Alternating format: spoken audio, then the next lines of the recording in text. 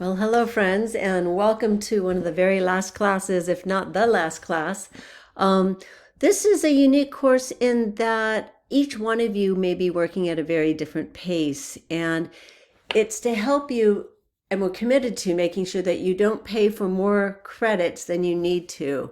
You do need 45 credits to graduate with your MSED, and there are parts of embedded assessments that have now been rolled into the core courses. You, however, may have taken one or more of the core courses at 4 credits instead of 5. So not only are you shy a few credits, but you also missed one component of the final assessment for your program. So let me give you a quick rundown of what this is going to look like. And again, it's going to be very different than what you've done before. We will have a start week in week 1, and we'll have a final week in week 7. In between are modules that are based on what you will need personally, and each of you may need something different, but you'll see a few of you bumping around together as you complete the same modules that you need. So to begin with, these are basically what you're used to: information about me on office hours, and how do you get a hold of me if you have questions, which you might. Feel free to reach out using our Q&A unless it's personal. The program learning outcomes are listed here. Hopefully you know them well since you've seen them in every single course. But there are some additional tips that may be helpful as you go through this particular course: how you check your grade for the forum, the certain forum format we will be using, which is more of a blog forum, which you've had in many courses, but just as a reminder. And then the last one is tips on how to embed links, because you will be doing that for some of your sites. For it might be embedding an artifact, talking about that, a video, or something along those lines. And then just how to check your overall grades. In week 1, it's going to look the same for everyone. And this is where I'll go through a lecture. Really, this course is hopefully the audience of this course are your future employers. So it's really about how do you translate what you've learned in your courses, not only the program learning outcomes, but each program learning outcome in terms of your expertise and your area of focus. And that's the lens that the whole course is built around. The first part is when you click on it, it's going to be introducing yourself to everyone. But the other one is really saying what modules are you going to be focusing in on. So for example, here, if the core courses are 512, that's the research course. 515 is the reform course. 522 is the curriculum course, and 560 is the diversity course. Now, some of you have taken these courses that at 5 credits, so you're already done with that. But if you took one of these courses at only 4 credits, not only are you're missing some credits, but you're missing one of the components. So what I'm asking you to do is just list your name and list the class or classes that you took at only 4 credits. So that would be any of these 4 classes that you took at 4 credits. So if you took, for example, if you're an adult ed focused person and you took the curriculum, you didn't take 522 because instead you took 535 or 5 credits. You don't need to take that. So again, it's only one of these 4 classes that you took for 4 credits. Okay.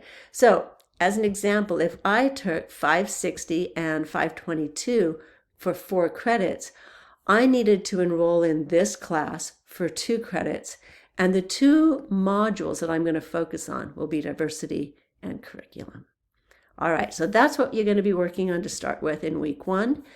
The second part of week 1 is going to be something, is one of our larger discussion forums. It's worth more points than most of the forums, and you'll see that.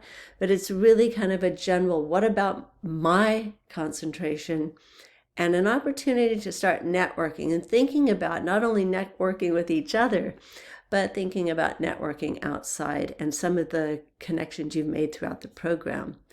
And then in week 1, the other piece that you're going to be looking at is the what we call the personal working theory. And notice this is not do. until Sunday of week 2. So you actually have 2 weeks to work on this. Again, it's a larger assignment. It's 100 points. So that's pretty much what the first week will look like. But as you go through the courses, what I'd like you to take a peek at, and then you'll be kind of setting on your own, is you'll notice that after week 1, we're in modules. So if you, for example, the one I use, I was going to have to focus on curriculum and diversity. I'm going to, during week 2, I'll be busy working on my curriculum module. And this is going to be unique only to those that need to work on curriculum. If I don't need to work on curriculum, I have week 2 free. Maybe I'm going to continue to work on my professional working theory, or I'm going to take the time off and start looking ahead. So I'm going to have all of these modules open. You can work ahead, but they will be due during the week, and that will be the week we'll be focusing on in terms of you'll be getting feedback and such. So if you work ahead, that's fine. Let's say that you actually are going to be looking at research and you want to jump in and start working on your research. And this will be providing evidence that you've met that outcome. And you'll have a discussion forum. You'll look at the actual assignment. So the assignment itself for this is going to be looking at providing an explanation of the outcome, providing an artifacts. You have to do 2 or more. You'll write a rationale essay, and then that's what you'll post. And I'll be showing you an example of that as well, but that'll get you started and have a sense of what you'll be doing each week. And you'll be repeating this overall process each week. So sticking with the research module, if you took 512 or 4 credits, you'll be doing this. You'll simply start off with the overview, which will give you a sense of really what it is you're going to be focusing in on in terms of the research professional learning outcome. And again, remember, you're looking at it through your lens. So when you look through and you think back, not only in 512, but in other classes you did research. You did a lot of research in 531. So that could be another class you really access and use through that.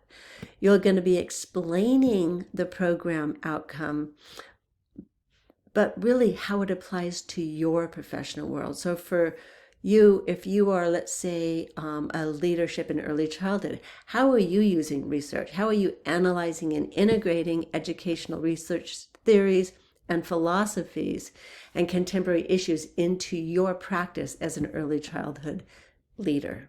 And so you'll explain how it is applied in your professional world, that you'll see the rubric and the grading guide on how it will walk you through this. You'll select 2 or more artifacts. These can be assignments from a course, or they can be something you're doing in your professional world right now. And then the last part is a rationale, and it has 3 parts to it. The rationale is a brief explanation. So tell us about the artifact that the title alone doesn't show. So kind of put it in context and why you picked it. The relevance to the outcome. So that's really like why this one really helps, how it's related to that particular learning outcome. In this case, we're talking about the research one. And lastly, this is where you're really talking about your professional development and growth moving forward. So you're looking back, you're making connections, and you're looking forward. So where's your commitment to growth, and in terms of using this outcome in your concentration? What goal or goals might you have? What are you currently doing, and what do you hope to be doing as it relates to this professional learning outcome? And again, thinking about the audience, your future employers, this process should really help you communicate to either your current or future employees the knowledge and skills that you have in terms of these areas and outcomes related to your master's degree. So it should provide you with a really good material to work well, both developing your resume, your cover letter, but also in the interview and conversations to advocate and articulate what it is that you can provide. And then the second thing is a discussion forum that really is a chance to share ideas. I encourage you to go look at the lecture, because I really give you some questions to grapple with and have you really think through that you should bring into your discussion forums. But it's where you see this in play in the real world, whether you see it currently happening in a policy or a news or at your work or wherever it might be.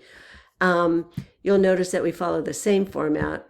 First initial post is due on Thursday, responses by Sunday, and so on. And then the actual program learning outcome is also due on Sunday at 11. As I mentioned, I give you just a little bit of thinking, kind of helped unpack perhaps those professional learning outcomes. I encourage you to take a look at those. Think about it in terms of, the reflecting on the application, what knowledge and skills that you have. So I try to break those down how I would think about it, and that I'm hoping will be helpful for you to think about, as well as questions that you might consider for yourself in potential interview questions, but also ones that you could address in your forums. So that, my friend, is pretty much how we're going to be running this course. As I said, it's going to be something that we will have a chance to, you'll select the modules you'll need during the weeks that you need. The only 2 weeks that we will all be working together will be in week 1, and again at the very last week of the class, where you will have a final reflection and we'll be working on your professional resume. And I'll share more with you on that as we get closer. So have a great class. Jump in, look at the course essentials, and then jump into week 1. Again, make sure you really are clear about how many credits you should be taking the course for. 1 credit for every core course that you took for 4 credits, not your concentration courses, just 512, 515, 560, and 522. Okay, looking forward to working with you again in this last class. Really looking forward to seeing you at our virtual graduation and maybe our face-to-face one. Have a great quarter. Bye-bye.